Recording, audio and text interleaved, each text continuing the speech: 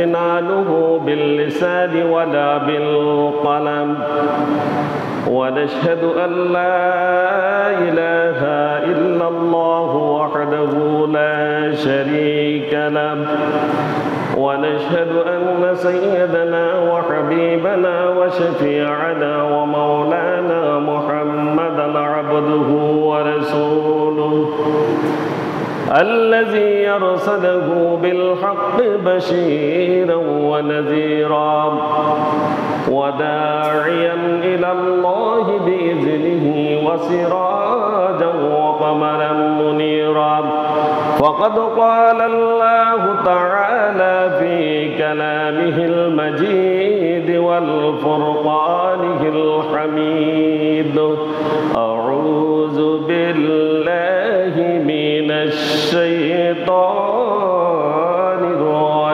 الرجيم بسم الله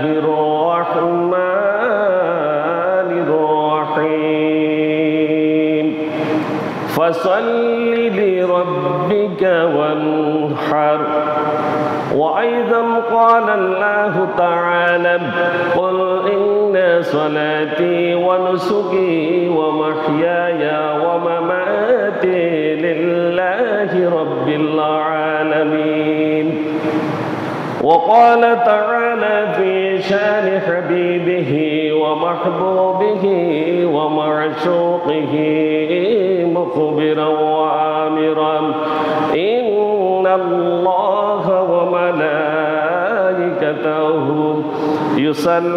يصلون على النبي يا أيها الذين آمنوا صلوا عليه وسلموا تسليما اللهم صل على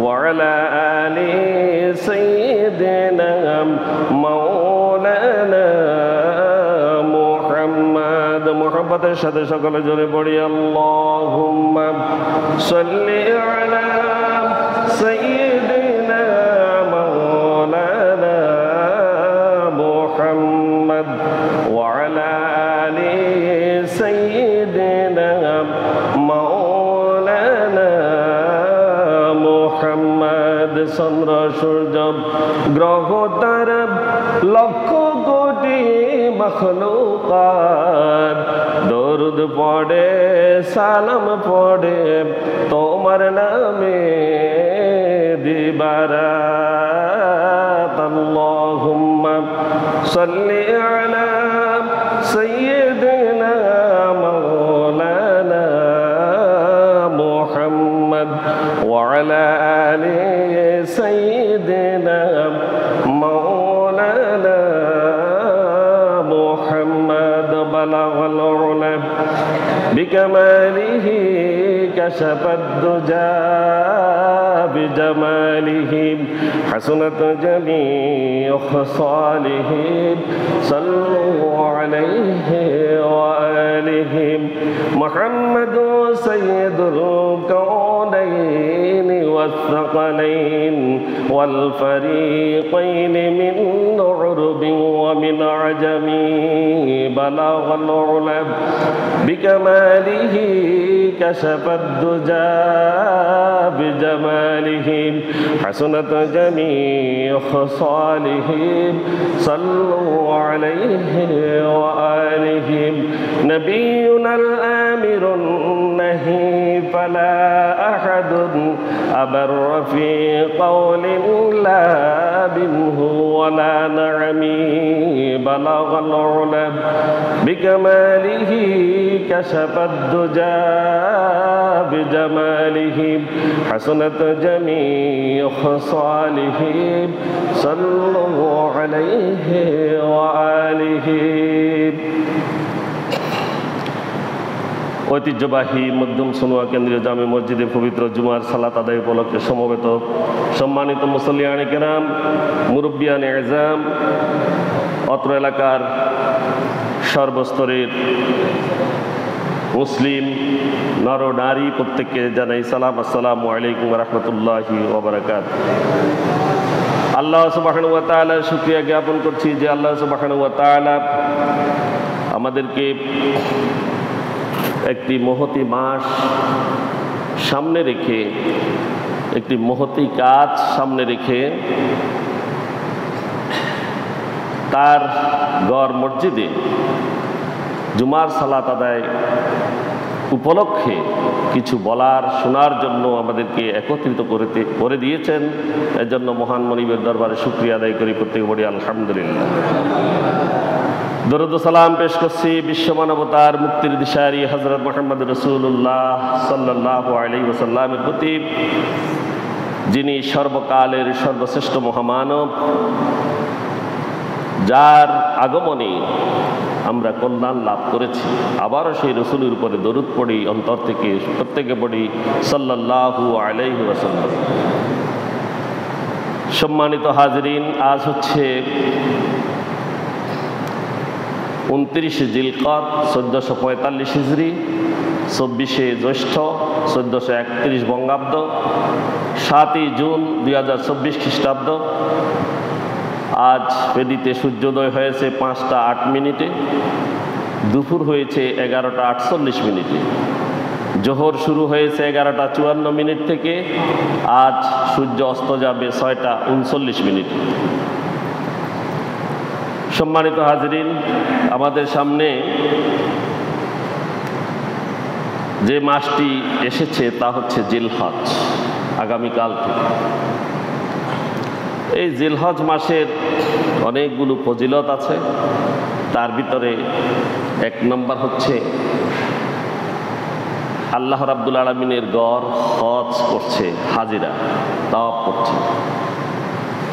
আর দ্বিতীয় যেটি হচ্ছে সেটি হচ্ছে 10 তারিখে আমাদের ঈদুল আজহা বা কুরবানির ঈদ। যারা হজ করতে গিয়েছে আল্লাহ সুবহানাহু ওয়া তাআলা তাদের হজ কবুল করুন, প্রত্যেকে বলে আমিন।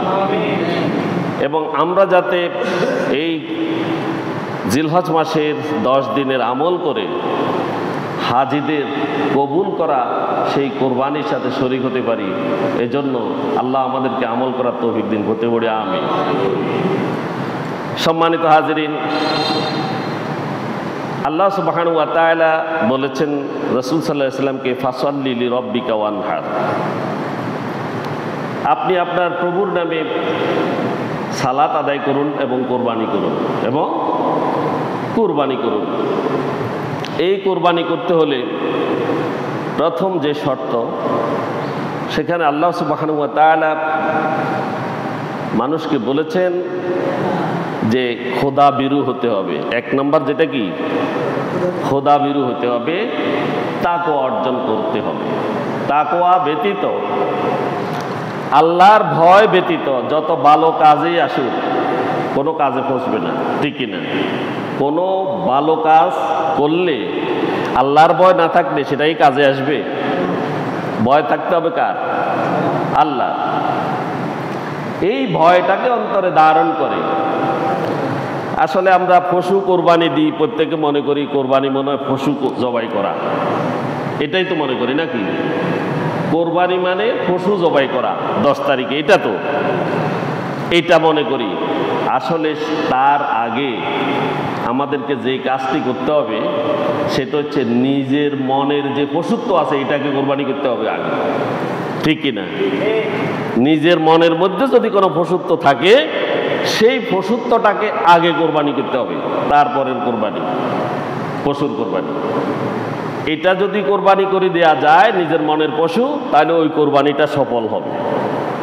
এজন্য আল্লাহ মানুষকে তাকওয়া অর্জন করার পরে বলছেন, কুল ইন্না সলাতি ওয়া নুসুকি ওয়া মাহইয়ায়া ওয়া মামাতি লিল্লাহি রাব্বিল আলামিন। মানুষ কি করবে? আল্লাহ বলছেন, কুল, হে নবী বলুন, হে নবী আপনি তাদেরকে বলুন, মানব জাতিকে বলুন, এবং মানব জাতি এই কথা বলুক, ইন্না সলাতি, নিশ্চয় আমার নামাজ, আমার নামাজ 1 নম্বরে, ওয়ানুসুকি, আমার কুরবানি, আমার কুরবানি, ওয়া মাহইয়ায়া আমার হায়াত, আমার হায়াত, ওয়া মামাতি এবং আমার মৃত্যু, এবং আমার মৃত্যু। এই চারটা যেটা বলা হয়েছে লিল্লাহি রাব্বিল আলামিন, কার জন্য? আল্লাহ সুবহানাহু ওয়া তাআলার জন্য। এই কথাটা অন্তরে ধারণ করে আল্লাহ সুবহানাহু ওয়া তাআলাকে একমাত্র রব, তার কাছে আমাকে যেতে হবে, তার হুকুম এই দুনিয়াতে তামিল করতে হবে, এই কথাটা অন্তরে ধারণ করে এই কথা বলে যে শপথ করবে, এই কথা বলে যে ইচ্ছা করবে, সেই ব্যক্তির কোরবানি কবুল হবে, হবে কিনা? তাহলে আগে সত্য কি? আল্লাহকে বলতে হবে আমার সালাত, আমার কোরবানি, আমার হায়াত, আমার মৌত সব কার জন্য? আল্লাহর জন্য। এই 4টা কথার ভিতরে জীবনের সব কিছু আছে, আছে কিনা? ইবাদত এবং আল্লাহর প্রতি বিশ্বাস, সব কিছু এই 4টার ভিতরে নিহিত। আমাকে যিনি জীবিত করেছেন, দুনিয়াতে এনেছেন, তার কাছে আমাকে যেতে হবে, আবার আমাকে মরতে হবে, এই কথাগুলো বিশ্বাস স্থাপন করতে হবে। বিশ্বাস স্থাপন করে নিজের পার্থিব জীবনের সমস্ত কাজগুলো আমল করতে হবে, এটার নাম তাকওয়া। আর এই তাকওয়া নিয়ে যদি কোরবানি করা হয় তাহলে এই কোরবানি আল্লাহর দরবারে কবুল হবে ইনশাআল্লাহ, ইনশাআল্লাহ। সম্মানিত হাজিরিন, আমাদের এই জিলহজ মাসের কিছু আমল আছে, আগে ফজিলত আমাদেরকে সেগুলো প্রথমে জানতে হবে। জিলহজ মাসের প্রথম 10 রাতের ফজিলত অনেক। আল্লাহ বলেছেন যে সূরা ফাজরের 1 এবং 2 নং আয়াতে, ওয়াল ফাজরি ওয়া লায়ালিন আশরিন, ওয়াল ফাজরি ওয়া লায়ালিন আশরিন। আল্লাহ ফজরের শপথ করছেন, ওয়াল ফাজর, ফজরের শপথ, ওয়া লায়ালিন আশরিন এবং 10 রাতের শপথ। কয় রাতের? 10 রাতের শপথ। এই 10 রাত কোনগুলো? জিলহজ মাসের প্রথম 10 রাত, জিলহজ মাসের প্রথম 10 রাত। হযরত আব্দুল্লাহ ইবনে আব্বাস রাদিয়াল্লাহু তাআলা আনহু, হযরত ইবনে জুবাইর রাদিয়াল্লাহু তাআলা আনহু, হযরত মুজাহিদ রাহমাতুল্লাহি আলাইহি প্রমুখ মুফাসসির ও সাহাবীগণ এবং তাবেঈগণ বলেছেন 10 রাত বলতে জিলহজ মাসের 10টি রাতকে বোঝানো হয়েছে। প্রথম 10টি রাত, প্রথম 10টি রাত। এই 10টি রাতে আল্লাহর ইবাদত যদি না করে বা আল্লাহকে যদি ভয় না করে, 10টি রাতের ইবাদতের অনেক মর্যাদা আছে, কিন্তু নিজেকে যদি ঠিক করতে না পারে, কোরবানি কি সম্পন্ন হবে নি? জিলহজ মাস পুরাটা আল্লাহর কথা শুনলো না, পশু কোরবানি করলো, হবে নি? হবে? তাহলে এই 10 রাতেরও কি আছে? ইবাদত আছে। নিঃসন্দেহে বলা যায় যে আল্লাহ সুবহানাহু ওয়া তাআলার কাছে জিলহজ মাসের প্রথম 10 রাতের অনেক ফজিলত আছে। এই জন্যই আল্লাহ রাব্বুল আলামিন ওয়াল ফাজরি ওয়া লায়ালিন আশরিন এই কথা বলে তিনি শপথ করেছেন। কি করেছেন? আল্লাহর শপথ কি সোজা কথা নেই? সোজা কথা, সহজভাবে নিলে হবে। আল্লাহ শপথ করে বলছেন এই 10 রাতের। রাসূল আকরাম সাল্লাল্লাহু আলাইহি ওয়াসাল্লাম একটি হাদিস দিয়ে আরো স্পষ্ট করেছেন। عن ابن عباس رضي الله تعالى عنه قال قال رسول الله صلى الله عليه وسلم وما من أيام عمل صالح أحب إلى الله فيهن من هذه الأيام يعني 10 ذي الحجة। হযরত রাসূলুল্লাহ সাল্লাল্লাহু আলাইহি ওয়াসাল্লাম থেকে বর্ণিত, তিনি বলেন যে আব্বাস থেকে বর্ণিত, রাসূল সাল্লাল্লাহু আলাইহি ওয়াসাল্লাম বলেছেন মা মিন আইয়ামিন আমালি সালিহ আহাব্বু ইলাল্লাহি ফিহিন্না মিন হাযিল আইয়ামি ইয়ানি 10 জিলহিজ্জা।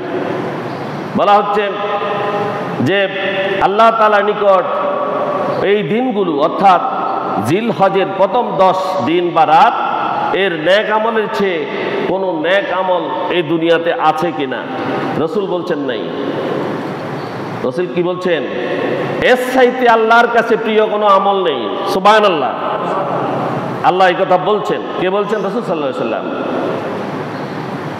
কিলা ইয়া রাসূলুল্লাহ, সাহাবীরা রাসূল সাল্লাল্লাহু আলাইহি ওয়াসাল্লামকে জিজ্ঞাসা করলেন ওয়ালাল জিহাদু ফি সাবিলিল্লাহ, আল্লাহর রাস্তায় যদি জিহাদ করা হয় আল্লাহর রাস্তায় সেই জেহাদও কি এই রাত্রের আমলের চেয়ে কম? قال رسول الله صلى الله عليه وسلم রাসূল সাল্লাল্লাহু আলাইহি ওয়াসাল্লাম বললেন ওয়ালাল জিহাদু ফি সাবিলিল্লাহ, না, আল্লাহর পথে জিহাদও এর চাইতে উত্তম নয়। সুবহানাল্লাহ, এর চাইতে উত্তম নয়।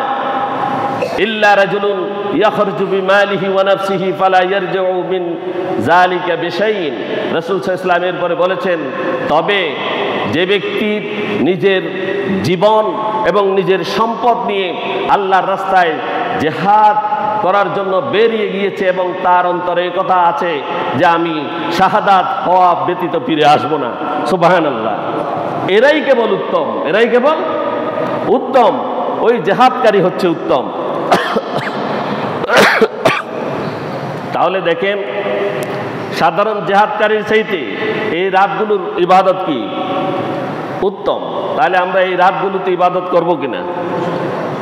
স্বাভাবিক যে ইবাদত আছে, আমরা নামাজ যেগুলো পড়বো তার সাথে নফল নামাজ যোগ করব, নফল নামাজ যোগ করব, তাসবিহ তাহলিল পড়বো, আর কিছু দোয়া ইস্তেগফার আছে এগুলো পড়বো, আমি ক্রমান্বয়ে বলবো ইনশাআল্লাহ।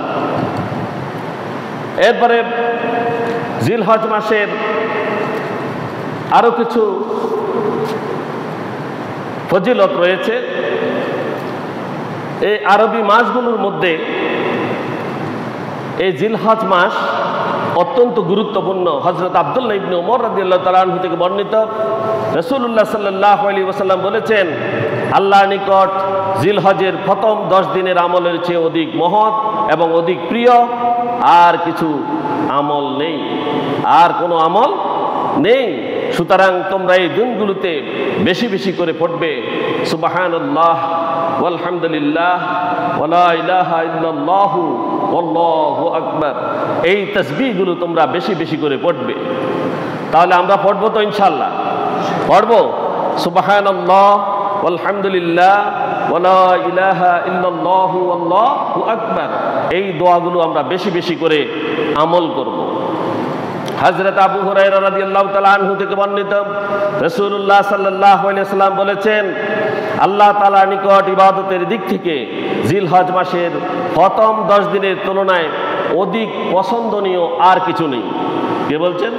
হযরত আবু হুরায়রা রাদিয়াল্লাহু তাআলা থেকে বর্ণিত, রাসূল বলেছেন, যার প্রতিদিনের রোজা 1 বছর রোজা রাখার সমতুল্য। সুবহানাল্লাহ, এই 10 দিনের মধ্যে প্রতিদিন যে রোজা রাখে তার 1 দিনের রোজা 1 বছর রোজা রাখার সমান। সুবহানাল্লাহ, এইরকম বলা হয়েছে। এবং প্রতিটি রাতের ইবাদত লাইলাতুল কদরের ইবাদতের সমতুল্য। সুবহানাল্লাহ, প্রতিটি ইবাদত লাইলাতুল কদরের ইবাদতের সমতুল্য বলা হয়েছে। তাহলে আমরা রোজা রাখার চেষ্টা করব ইনশাআল্লাহ। যদি 10 দিন না পারি, 9 দিন যদি না পারি, 10 দিন তো রাখা যাবে না, প্রথম 9 দিন যদি আমরা না পারি তাহলে আমরা আরাফার দিবসে হলেও রাখবো, শেষ 2টি দিন হলেও রাখবো। আরাফার দিবস মানে 9 তারিখ, 9 তারিখ, এটার অনেক ফজিলত আছে। হযরত আবু কাতাদা রাদিয়াল্লাহু তাআলা আনহু থেকে বর্ণিত, রাসূলুল্লাহ সাল্লাল্লাহু আলাইহি ওয়াসাল্লাম বলেন, আরাফার দিনে একটি রোজার দ্বারা তার পূর্বের 1 বছরের এবং পরের 1 বছরের সমস্ত গুনাহ আল্লাহ তাআলা ক্ষমা করে দিবেন। সুবহানাল্লাহ, তাহলে আরাফার দিবসে যদি রোজা রাখা হয়, রাসূল সাল্লাল্লাহু আলাইহি ওয়াসাল্লাম বলেছেন, আল্লাহ তার পূর্বের 1 বছরের পাপ আর পরের 1 বছরের পাপ রাশি কি করে দেবেন? ক্ষমা করে দিবেন। তাহলে আমরা সেদিনেও রোজা রাখতে পারি ইনশাআল্লাহ। এসব হাদিসের কারণে জিলহজ মাসের প্রথম দশকের আমলকে অত্যন্ত গুরুত্ব দেওয়া হয়েছে। আমরা ইনশাআল্লাহ গুরুত্বের সাথে এই আমলগুলো করব ইনশাআল্লাহ। এই দশকের আরও কিছু আমল রয়েছে। আজকে আমাদের জিলকাদের শেষ তারিখ। আমি কিছুক্ষণ আগে দেখেছি যে সৌদি আরবে নাকি চাঁদের সন্ধান পাওয়া গিয়েছে। তাহলে সৌদি আরবে আগামীকাল 1 তারিখ হয়ে যাবে, 1 তারিখ হয়ে যাবে। সেই হিসাবে আমরা হিসাব করে দেখি, আজকের মধ্যেই আমরা যে কাজগুলো করব, আজকের দিনের মধ্যেই আমরা আমাদের চুল নখগুলো কেটে ফেলবো, চুল এবং নখগুলো কেটে ফেলবো। আর রাতগুলোতে আমরা বেশি বেশি করে ইবাদত করব। আর প্রথম 9 দিন রোজা রাখার চেষ্টা করব। বিশেষ করে আরাফার দিবসে আমরা রোজা রাখার চেষ্টা করব। বেশি বেশি করে আমরা তাকবীরে তাশরিক পড়ব। তারপরে এই দিনগুলোর মধ্যে একটি দিন আছে কোরবানির, যদি ওয়াজিব কারো উপরে হয় আমরা সেই কোরবানি করব, ঈদুল আজহার নামাজ পড়ব, ঈদ ও আইয়ামে তাশরিকের রোজা আমরা রাখব না। তাহলে ঈদ এবং ঈদের পরের দিনগুলোতে আমরা রোজা রাখব না। কয়দিন? ঈদের পরে 3 দিন, ঈদের পরে 3 দিন, এই দিনগুলোতে আমরা রোজা রাখব না। তাহলে এই আমলগুলো আমরা করব ইনশাআল্লাহ। এরপরে জিলহজ মাসের কিছু আরও করণীয় কাজ আছে। আল্লাহ রাব্বুল আলামিন যাদেরকে হজ পালনের সামর্থ্য দান করেছেন তাদের হজ আদায় করা। ইতিমধ্যে হাজিরা সেখানে চলে গিয়েছেন। আমরা শাওয়াল মাসের প্রথম তারিখ থেকে, প্রথম তারিখে আমাদের প্রথম জুমা হয়েছে রমজানের পরে। আমরা শাওয়ালের দ্বিতীয় দিন মনে হয় সম্ভবত, প্রথম দিন তো ঈদুল ফিতর, দ্বিতীয় দিন থেকে আমরা হজের আলোচনা করেছিলাম। 3 জুমা আমার মনে আছে। হাজিরা তখন হজে যায়, এই জন্য এগুলো আগেভাগে আমি আলোচনা করেছিলাম। তো যদি এই এলাকার কোনো হাজি যেয়ে থাকেন নিশ্চয়ই এই আলোচনাগুলো শুনেই তিনি সেখানে গিয়েছেন। কোনো ওজর আপত্তি দাঁড় করিয়ে হজ আদায় থেকে কেউ পিছপা হব না আমরা ইনশাআল্লাহ। বলেন ইনশাআল্লাহ, কোনো ওজর আপত্তি আমরা রাখবো না, কারণ মালাকুল মউত কখন এসে যায় তার কোনো ঠিক আছে নি, ঠিক নেই। এই জন্য আমাদেরকে হজ ফরজ হওয়ার সত্ত্বেও যদি আমরা কোনো সল সুতা ধরে যদি হজ আদায় না করি তাহলে আমরা পাপী, ঠিক না? তাহলে আমাদের কাছ থেকে এই ফরজটা ছুটে যাবে। এই জন্য আমরা যারা হজ করার সামর্থ্য রাখি আজকেই আমরা নিয়ত করে ফেলব যে আগামী বছর আমরা হজে যাব ইনশাআল্লাহ, এবং আমরা দৃঢ় ইচ্ছা জাগ্রত করব নিজেদের মনের মধ্যে। রাসূল করিম সাল্লাল্লাহু আলাইহি সাল্লাম বলেছেন যে ব্যক্তির হজ করতে এমন কোনো প্রকাশ্য বিশেষ অসুবিধা কিংবা কোনো দেশের অত্যাচারী শাসক তাকে হজ করতে দিচ্ছে না, অথবা তার কোনো অপ্রতিরোধ্য রোগ তার মধ্যে আছে, তাহলে সে যদি হজ না করে তাতে কোনো অসুবিধা নেই। যদি এগুলোতে কোনো বাধা না থাকে তাহলে হয়তো সে ইহুদি নতুবা সে নাসারা বা খ্রিস্টান হয়ে মৃত্যুবরণ করবে, নাউজুবিল্লাহ। রাসূল সাল্লাল্লাহু আলাইহি ওয়াসাল্লাম বলছেন তার এই মৃত্যুর মধ্যে কিছু যায় আসে না। সুতরাং আমরা যাদের উপরে হজ ফরজ হয়েছে আমরা প্রতিজ্ঞা করব আগামী বছরের জন্য ইনশাআল্লাহ। আল্লাহ আমাদের তৌফিক দান করুন, হতে পড়ে আমিন। এরপরে আরেকটি আমল হচ্ছে হজে যাওয়ার মতো যাদের বাহ্যিক সচ্ছলতা নেই তাদের উচিত হলো সদা সর্বদা আল্লাহর কাছে হাত উঠিয়ে দোয়া করা। আল্লাহ রাব্বুল আলামিনের কাছে কায় মনোবাক্যে হাত উঠিয়ে আল্লাহকে বলা, হে আল্লাহ তুমি আমাকে শক্তি এবং সামর্থ্য দান করো যাতে আমি হজ করতে পারি। যদি তার যদি বলাটা যদি নেক হয় এবং সে যদি আল্লাহর ওয়াস্তে 10 দিন যদি সে বিভিন্ন ইবাদতে মশগুল থাকে হাজিদের কোরবানির সাথে, তার কোরবানি কবুল হয়ে যাবে, সুবহানাল্লাহ।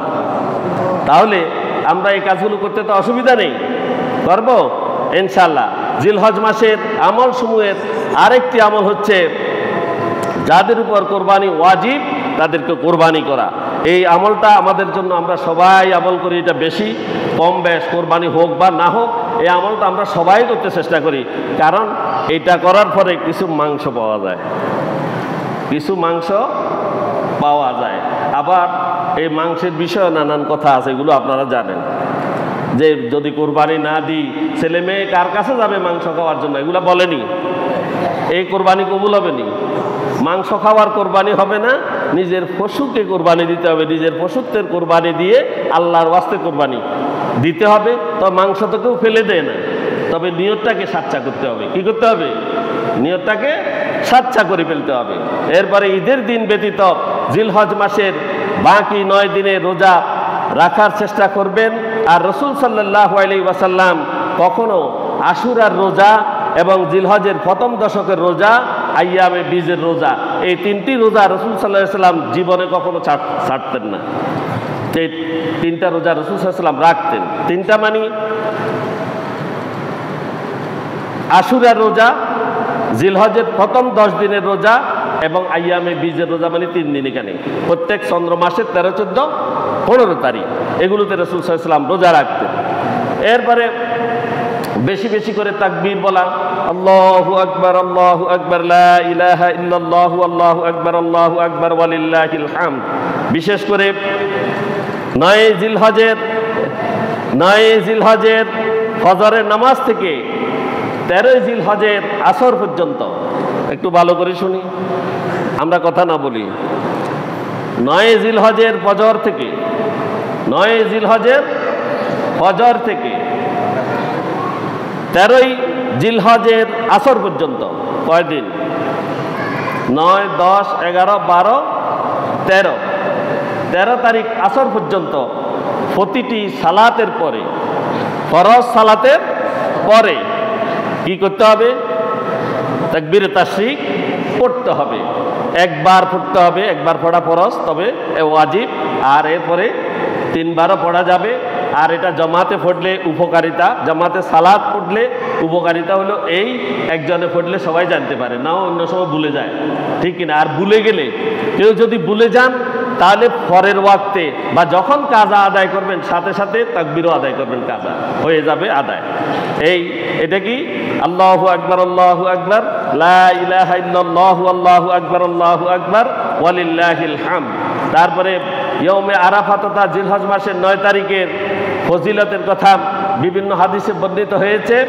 সেই হিসাবে রাসূল সাল্লাল্লাহু আলাইহি ওয়াসাল্লাম বলেছেন, 9 তারিখের সওয়াব এত পরিমাণ অধিক যে আল্লাহ রাব্বুল আলামিন এই আরাফার দিবস অর্থাৎ 9 তারিখে বেশি মানুষকে তিনি জাহান্নাম থেকে মুক্তি দান করেন। সুবহানাল্লাহ। জাহান্নাম থেকে এদিনেই বেশি মানুষকে আল্লাহ মুক্তি দিয়ে থাকেন।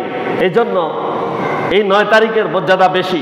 আমরা রোজা রাখবো এবং আল্লাহর কাছে দোয়া করবো ইনশাআল্লাহ, যা অন্য কোনো দিনে আল্লাহ রাব্বুল আলামিনের 365 দিনের ভিতরে কখনো এর মতো মর্যাদাশীল কোনো দিনকে করেননি। আল্লাহ এভাবে মানুষকে ক্ষমা করেন। আরাফার ময়দানে সমবেত হাজিদের সম্পর্কে আল্লাহ সুবহানাহু ওয়া তাআলা তার ফেরেশতাদেরকে ডেকে গর্ব করে বলেন, এই ফেরেশতারা তোমরা দেখো, ওই যে আমার বান্দারা যাদের উস্কো খুস্কো চুল, যারা আমার সন্তুষ্টি লাভের জন্য পাগল হয়ে আরাফার ময়দানে এসেছে, তুমি জেনে রাখো তাদের জন্য জান্নাত ওয়াজিব। জান্নাত কি? ওয়াজিব।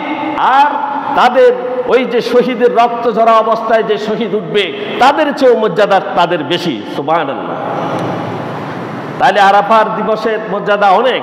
এই জন্য আমরা আরাফার দিবসে রোজা রাখবো এবং বেশি করে আমল করার চেষ্টা করবো ইনশাআল্লাহ। হযরত কাতাদা রাদিয়াল্লাহু তাআলা আনহু থেকে বর্ণিত, রাসূলুল্লাহ সাল্লাল্লাহু আলাইহি ওয়াসাল্লাম ইরশাদ করেছেন, আরাফার দিবসে রোজা দ্বারা এই বছর এবং পরের বছরের সমস্ত গুনাহ মাফ হয়। আর আশুরার রোজা দ্বারা আল্লাহ তাআলা 1 বছরের গুনাহ মাফ করেন। তাহলে আরাফার দিবসের রোজার মর্যাদা বেশি নয় কি?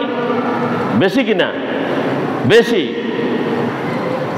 তাহলে আমরা আরাফার দিবসে রোজা রাখবো ইনশাআল্লাহ। যারা পারি 9 দিন টানা রোজা রাখবো, আর যারা পারবো না পরের 2টা, আর 2টা না পারলে আমরা 9 তারিখে হলেও রোজা রাখবো ইনশাআল্লাহ। আল্লাহ আমাদের তৌফিক দিন, করতে বলি আমিন।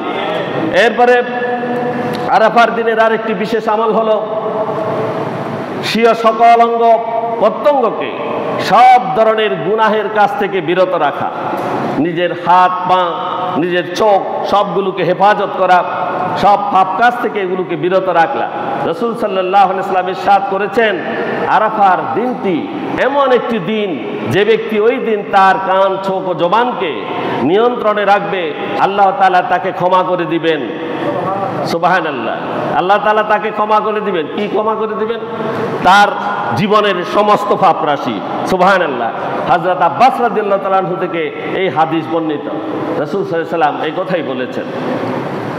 তাহলে আমরা এই আরাফার দিবসে সমস্ত পাপ কাজ থেকে নিজেকে সম্পূর্ণ বিরত রাখার চেষ্টা করব। আরাফার দিন ইখলাস এর সাথে অধিক পরিমাণে আমরা কালেমা তাওহীদ পাঠ করব, বেশি বেশি। কি পড়ব? কালেমায়ে তাওহীদ।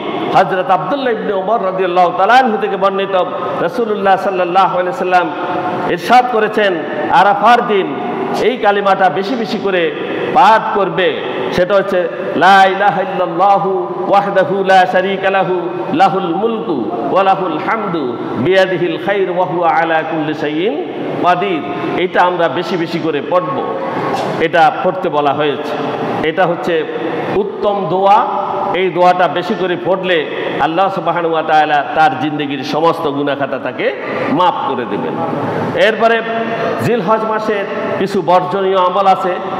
জিলহজ মাস যেহেতু একটি পবিত্র মাস, তাই এর পবিত্রতা রক্ষার্থে আমরা টিভি, বিসিবি, ভিডিআর, সিনেমা যা আছে, যত অশ্লীল পত্র পত্রিকা বা আমাদের বর্তমানে মোবাইল আছে, মোবাইলের তো এটা শয়তানের বাসা, ঠিক কিনা?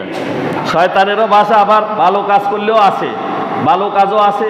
কোরআন তেলাওয়াতও শোনা যায়, কোরআন তেলাওয়াতও করা যায়, সব কিছু করা যায়, কিন্তু আমাদের যুব সমাজ ভালোগুলোকে গ্রহণ করেনি। এজন্য প্রত্যেককে আমরা বলবো যে খারাপগুলোকে বর্জন করে আমরা চলবো, ঠিক কিনা? আমরা এটা চেষ্টা করব প্রত্যেকেই। এরপরে বিজাতীয় কোনো তাজিব তমুদ্দুন বা বিজাতীয় কোনো সংস্কৃতির সাথে আমরা পরিচিত হব না। এই 10 দিন এটা থেকে আমরা সম্পূর্ণ বিরত থাকব।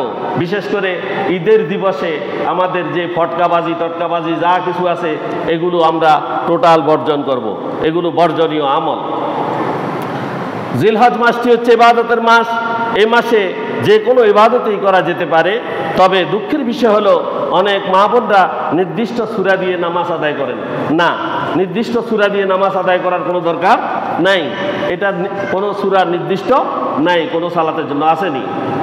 এগুলো হয়েছে এক সময়। যেমন আমার নানা ছিল আহমদ মোল্লা, সবাই এক নামে এক ডাকে সবাই বলতো আহমদ মোল্লা। তা আমি আহমদ মোল্লার বক্তব্যে গিয়েছিলাম, আমার নানার বক্তব্যে। তা আমার নানা আমাকে পড়াইছে, মানে কায়দা নিয়ে নেই কেন, এই জন্য লাঠি দিয়ে একটা বাড়ি দিয়ে বলছে কুত্তা টুল ফট, বুঝছেন তো? পড়াইছে আলিফ বে তে সে।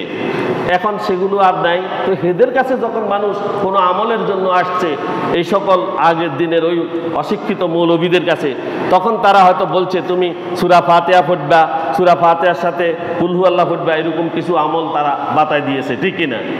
ওই আমলগুলোকে আমরা চিরস্থায়ী করে ফেলছি। না, এগুলো ঠিক নয়। কোনো সূরা এই আপনার কোনোটার কোনো সালাতের জন্য নির্দিষ্ট নয়। মা বোনেরা এগুলো নির্দিষ্ট করে ফেলেছেন, কথা বুঝছেন? আগের এগুলো সম্পূর্ণ ভিত্তিহীন কাজ, ভিত্তিহীন কথাবার্তা। হাদিসেও এটার কোনো দলিল নেই, কোরআনেও কিছু নেই। সুতরাং কে বা কারা কখন কি বলছে সেগুলো আমাদের দরকার নেই। আমরা বেশি বেশি করে পড়বো, জানবো, শিখবো, আর কোনো সূরা আমরা নির্দিষ্ট করব না। এক্ষেত্রে যদি কোনো নির্দিষ্ট কিছু করা হয় তাহলে বেদাত হয়ে যায়। কি হয়ে যায়? বেদাত হয়ে যায়। কুল্লু বেদাতিন দলালা ওয়া দলালাতিন ফিন্নার। আমরা খুতবার মধ্যে সবসময় পড়ি, প্রত্যেক বেদাত পথভ্রষ্টতা। প্রত্যেক বেদাত কি? পথভ্রষ্টতা। আর সবগুলাই কোথায় যাবে? বেদাতগুলো দলালাতিন ফিন্নার। পথভ্রষ্টতা কোথায় যাবে? জাহান্নামে। সুতরাং এগুলো থেকে আমাদেরকে বিরত থাকতে হবে। বিদআতের ভয়াবহতা সম্পর্কে এসেছে, মান আহাদাসা ফি আমরিনা হাযা মা লাইসা মিনহু ফাহুয়া রাদ্দুন, মুত্তাফাকুন আলাইহি। বুখারী এবং মুসলিম শরীফ দুইটা একসাথে বর্ণনা করেছে। যে ব্যক্তি আমাদের দ্বীনে এমন কোন উদ্ভব ঘটায় যা দ্বীনের অন্তর্ভুক্ত নয়, তা সম্পূর্ণভাবে পরিত্যাজ্য। এটাকে আমাদেরকে পরিত্যাগ করতে হবে। যখনই কোনো জাতি একটি বিদআত আবিষ্কার করে ফেলে, তখনই তার ন্যায় একটি সুন্নতকে তারা উঠিয়ে নেয়। বিদআত আবিষ্কার করার সাথে সাথে একটি সুন্নত বিলীন হয়ে যায়। একটি সুন্নত কি হয়ে যায়? বিলীন হয়ে যায়। সুতরাং একটি সুন্নতকে আঁকড়ে ধরে রাখা, এটি মানুষের ইমানি আমল। ইমানি আমল। সুন্নতের উপরে তাকে প্রতিষ্ঠিত থাকতে হবে, বিদআতকে বর্জন করতে হবে। একটি বিদআত আবিষ্কার করা থেকে অত্যন্ত বেশি উত্তম হচ্ছে সুন্নতের উপরে আমল করা। সুন্নতের উপরে আমল করা মনে হচ্ছে ভালো কাজ, মনে হচ্ছে এটা ভালো কাজ, কিন্তু ভালো কাজ তো কোরআন হাদিসে নেই। যদি না থাকে সেই বেদাত কি করা যাবে? সব বেদাত করা যাবে না। কিছু কিছু যদিও কেউ বলেন এটা নিয়ে বিতর্ক আছে, অন্য সময় আলোচনা করা যাবে ইনশাল্লাহ। সেখানে মনে করেন কেউ একটা অসুস্থ হয়ে গেছে, তার রক্ত লাগবে, আগের দিনে তো ছিল না, আদিশও ছিল না, এখন রক্ত তো দে, তাহলে এটা কিছু কিছু জায়েজ আছে হাসানা হিসেবে, এটা অন্য সময় আলোচনা করা যাবে ইনশাআল্লাহ। তা আমরা যেই কথাগুলো বলবো, আমাদের সময় তো সংকীর্ণ হওয়ার কারণে আমরা কোরবানির ইতিহাস আজকে যতটুকু পারি বলবো, আর বাকিগুলো ইনশাআল্লাহ আগামী জুমায় আমরা আলোচনা করব। এখন আসেন, আমরা আগামী দিন থেকে তো পশু কিনবো, ঠিক কিনা? পশু কিনতে যাব, এই পশুগুলো আমাদের কেমন হবে, কিভাবে কিনবো, পশুগুলো কি?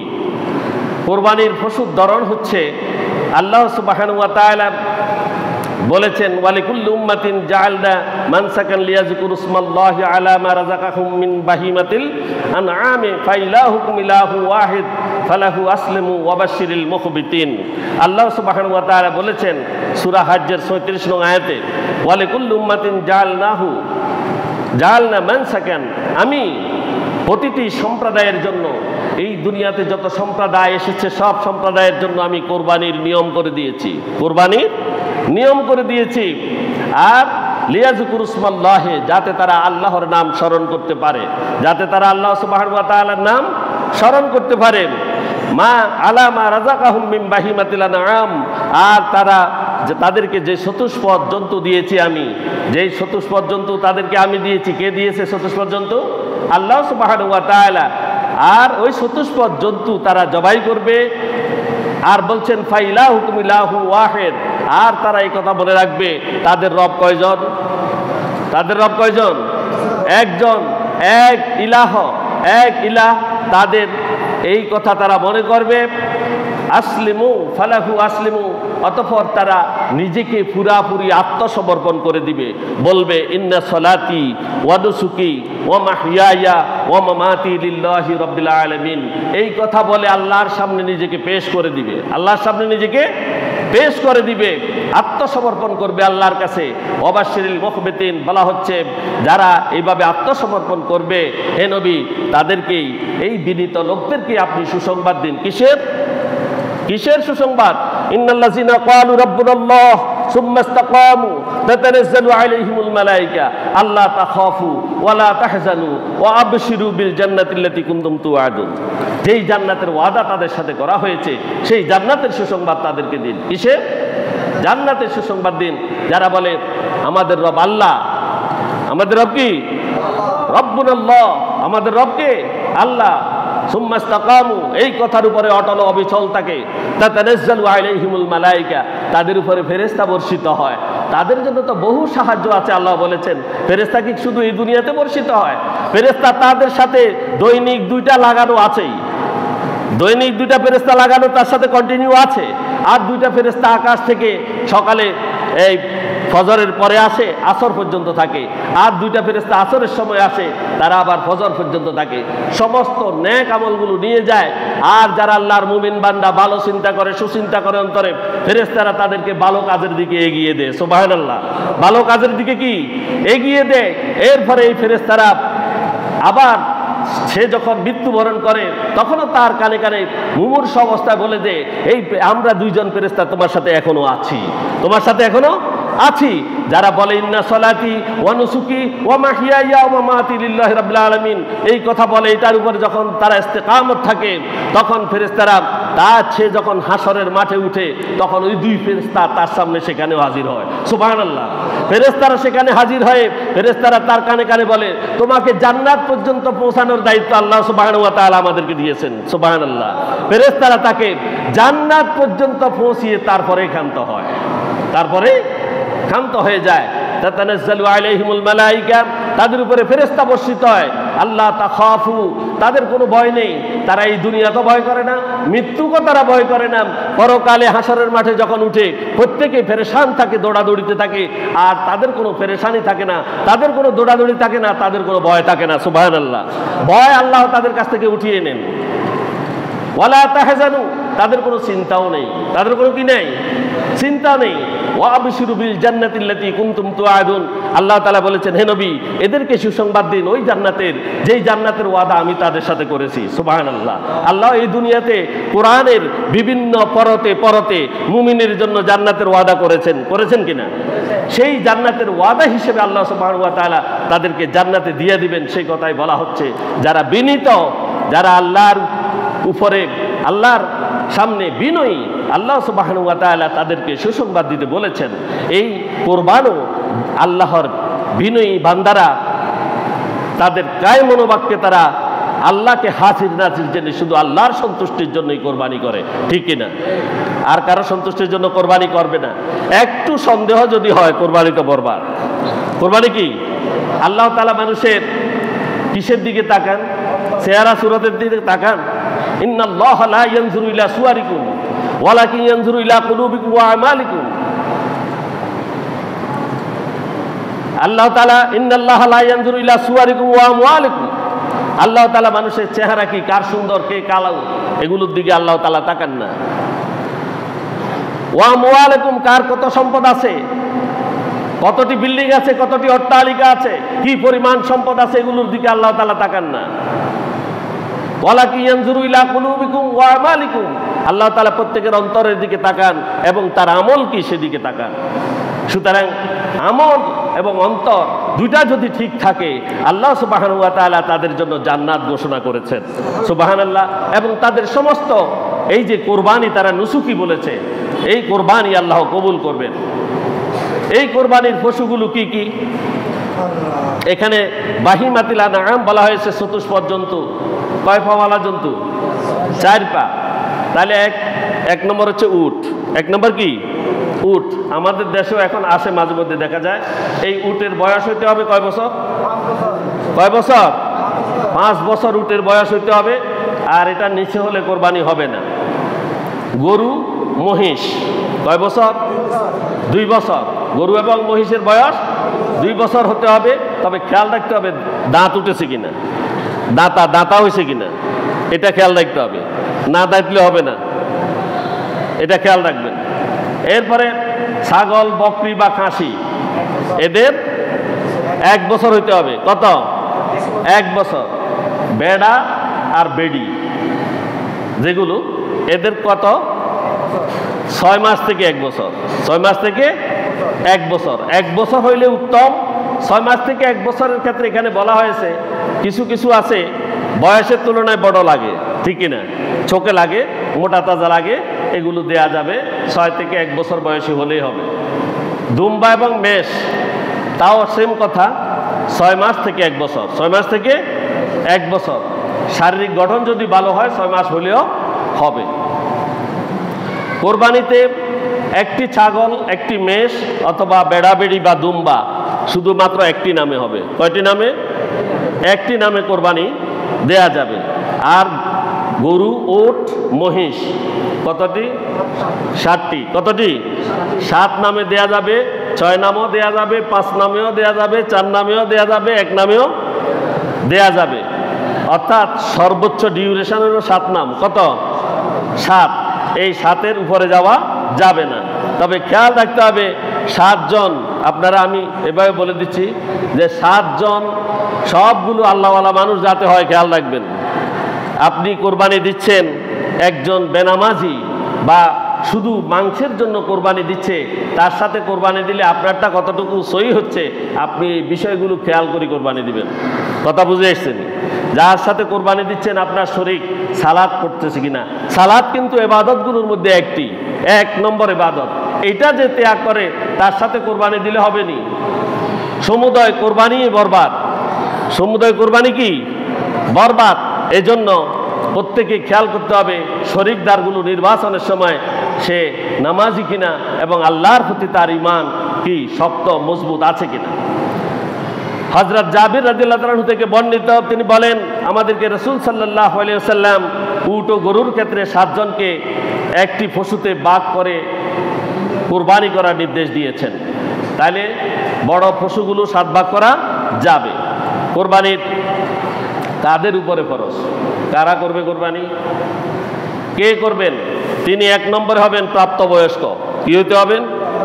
প্রাপ্তবয়স্ক হতে হবে। 2 নম্বর হচ্ছে তার মস্তিষ্ক ঠিক থাকতে হবে, মাথা ঠিক আছে কিনা এটা দেখতে হবে। মাথা যার ঠিক নাই, পাগলের উপরে কোরবানি নেই, পাগলের উপরে কোরবানি নেই। তারপরে সে মুসলিম হলো কিনা, সে মুসলিম হতে হবে। কি হইতে হবে? মুসলিম হইতে হবে। আনা ইয়া কওমি মুসলিমুন, মুসলমান হইতে হবে। এই মুসলমান তো আমরা বলি, কেউ রাগ করবেন না, আমরা প্রত্যেকেই মুসলমান। আমাদের বাপ মুসলমান ছিল, দাদা মুসলমান ছিল, আমিও মুসলমান, সেই হিসাবও মুসলমান আছে অনেক, আমি সবাইকে বলছি না। কিন্তু মুসলিম হইতে হইলে Islam is the complete code of life. ইসলাম একটি পরিপূর্ণ জীবন ব্যবস্থার নাম। এই পরিপূর্ণ জীবন ব্যবস্থার সাথে যিনি একমত তিনি মুসলিম। তিনি কি? মুসলিম। তো একমত থাকলে আপনি মুসলিম, কোনো সন্দেহ নাই। আর মুসলিম হইতে হবে কোরবানির জন্য। এরপরে নর নারী উভয়ে কোরবানি করতে পারবেন, উভয়ে কোরবানি করতে পারবেন। আর কোরবানির সময় কি? 10 জিলহজ থেকে 12 জিলহজ, 10 জিলহজ থেকে 12 জিলহজ। এই সময়ের যে কোনো দিন আপনি কোরবানি করতে পারবেন। আর 12 জিলহজ সূর্যাস্তের পূর্ব পর্যন্ত, এই কথাটা বলতে ভুলে গেছি। 12 জিলহজ সূর্যাস্তের পূর্ব পর্যন্ত, এই কথা মনে রাখতে হবে। এবং কার উপরে ফরজ? যিনি নিত্য প্রয়োজনীয় বস্তু তার যেগুলো আছে এগুলো এবং ঋণ ব্যতীত, নিত্য প্রয়োজনীয় জিনিস বাদ, আর ঋণ যদি থাকে সেগুলো পরিশোধ করার পরে যার কাছে 7.5 ভরি স্বর্ণ অথবা 52.5 তোলা রৌপ্য এর সমপরিমাণ অর্থ যার কাছে জমা থাকে ওই জাকাতের মতো, তার উপরে কোরবানি ফরজ, ওয়াজিব। তার উপরে কোরবানি কি? ওয়াজিব। তাহলে এই কথাগুলো মনে রাখতে হবে। এরপরে আসেন কোরবানির পশুতে যেই গুণগুলো থাকতে হবে তা হচ্ছে 2টি। পশুর শরীয়ত নির্ধারিত বয়স হইতে হবে, যেই কথাটা আমি বলেছি 1 নম্বর, যেই বয়সগুলো বলেছি এই বয়সটা থাকতে হবে তার ঠিক মতো। এই বয়সের বাইরে হইলে হবে নি, হ্যাঁ, হবে না। রাসূল সাল্লাল্লাহু আলাইহি সাল্লাম বলেছেন, তোমরা দাতা পশু ব্যতীত অন্য কোনো পশু কোরবানিতে জবাই করবে না। কে বলছেন? রাসূল সাল্লাল্লাহু আলাইহি সাল্লাম। এখন অনেক গরু, খেয়াল করবেন আপনারা, অনেকে লক্ষ্য করে না সেই গরুটা দাঁতছে কিনা। অনেক গরু অল্প বয়সে মোটা তাজা হয়ে যায়, বিশাল হয়ে যায়। এখন যেগুলোকে হাইব্রিড বলি আর কি আমরা, হাইব্রিড পশু এখন বেড়ে গেছে, এগুলো খেয়াল করবেন এগুলো দিতেছে কিনা। তবে যদি তোমাদের জন্য কষ্টকর হয়ে পড়ে তাহলে দুম্বা বা মেষের যা অর্থাৎ যার বয়স 6 মাস তা জবে করবে। কে বলছেন? রাসূল সাল্লাল্লাহু আলাইহি ওয়াসাল্লাম। এরপরে 2 নম্বর যেটা, সেটা হচ্ছে 4টি দোষ হতে কোরবানির পশু সম্পূর্ণ মুক্ত থাকতে হবে। কয়টি দোষ থেকে? 4টি দোষ থেকে সম্পূর্ণ মুক্ত থাকতে হবে। 1, স্পষ্ট কানা, স্পষ্ট কানা অর্থাৎ এক চোখ একটা নাই, এটা খেয়াল করবেন। আরেকটা হচ্ছে 2 চোখ অন্ধ, 2 চোখ অন্ধ বা কানা, এটা বাদ। কোরবানির জন্য এই পশু যথেষ্ট হবে না। স্পষ্ট রোগ দেখা যাচ্ছে, পশুটা রোগগুলো স্পষ্ট হয়ে গেছে, যেমন চুলকানি রোগ আছে, ফাঁসদা রোগ আছে, বা অন্য কোনো যে কোনো ব্যাধিতে আক্রান্ত, বা পাতলা পায়খানা শুরু হয়েছে কার? গরু। যার কারণে পশুটা কোরবানির স্থান পর্যন্ত হেঁটেও যেতে পারে না, হেঁটেও যেতে পারে না। অথবা এমন পশু যেটা আপনার হয়তোবা কোরবানির পর পর্যন্ত জীবিত থাকলে মারাও যেতে পারে। বুঝাইতে পারছি না আমি।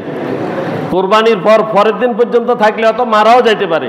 এই জাতের দুর্বল রুগ্ন পশু এগুলো কিনবেন না, এগুলো দিয়ে কোরবানি দিবেন না, শুদ্ধ হবে না। স্পষ্ট খোড়া গরুর লং করে হাঁটে, এরকম পশু এবং এমন অসল হওয়া যেটা চলতে পারে না, তারপরে একটি পা কাটা বা বড় ধরনের কোনো দোষ আছে যা চোখে পড়ার মতো, এই জাতের পশু দিয়ে কোরবানি করতে নিষেধ করা হয়েছে। আর এমন দুর্বল হওয়া যা শরীরের মধ্যে মাংস কম আর হাড্ডির মধ্যে মজ্জাটজ্জাও কম দেখা যাবে, এমন পশুও কিনবেন না। এটার দলিল হিসেবে বলা হয়েছে ইমাম মালিক মুয়াত্তা নামক হাদিস গ্রন্থে বারা বিন আজেব রাদিয়াল্লাহু তাআলা আনহু থেকে বর্ণনা করেছেন যে নবী করিম সাল্লাল্লাহু আলাইহি ওয়াসাল্লামকে জিজ্ঞেস করা হয় কোন কোন ধরনের পশুর কোরবানি করা হতে বিরত থাকতে হবে। তখন রাসূল সাল্লাল্লাহু আলাইহি ওয়াসাল্লাম নিজ হাতের ইশারায় বলেন 4টি দোষমুক্ত পশুর কোরবানি করতে হবে। এটাই যেটা বললাম এই কথাগুলো, এটা একটা হাদিসের দলিল। তবে এর থেকে যদি ছোট আরো কোনো রোগী থাকে, আরো ছোট রোগী পশুও তো আছে, যেমন পশুর কান একটু কাটা, শিং একটু ভাঙ্গা, এইসব পশুর কোরবানি করা কি মাকরু। এগুলো কি মাকরু। এখান থেকে এই মাকরু মানে হয়ে যাবে, মাকরু মানে অসুন্দর আর কি, একটা জিনিস অসুন্দর কিন্তু কোরবানি করলে হয়ে যাবে। আর কোরবানির পশুতে যেসব গুণ থাকা উত্তম, তাহলেও কোরবানির পশুর একটু মোটা তাজা শক্তিশালী হওয়া দরকার, আর দৈহিক গঠনে বড় হওয়া, যা দেখতে অত্যন্ত সুন্দর এবং যা ওই তাসুরুন নাজেরিন, আল্লাহ কোরআনে বলেছেন তাসুরুন নাজেরিন, যা দর্শকের চোখে আনন্দ দান করে। কি করে? দর্শকের চোখে আনন্দ দান করে এমন পশু আপনারা বাজার থেকে ক্রয় করার চেষ্টা করবেন। আল্লাহ আমাদের প্রত্যেককে তৌফিক দান করুন ভালো পশু কেনার জন্য। আগামী জুমা ইনশাল্লাহ আমরা ফজিলত এবং ইতিহাস যা পারি ইনশাল্লাহ আলোচনা করার চেষ্টা করব। আল্লাহ আমাদের তৌফিক দান করুন। আমিন ওয়া আখির দাওয়ানা আলহামদুলিল্লাহি রাব্বিল আলামিন। আসসালামু আলাইকুম ওয়া রাহমাতুল্লাহি ওয়া বারাকাতুহু।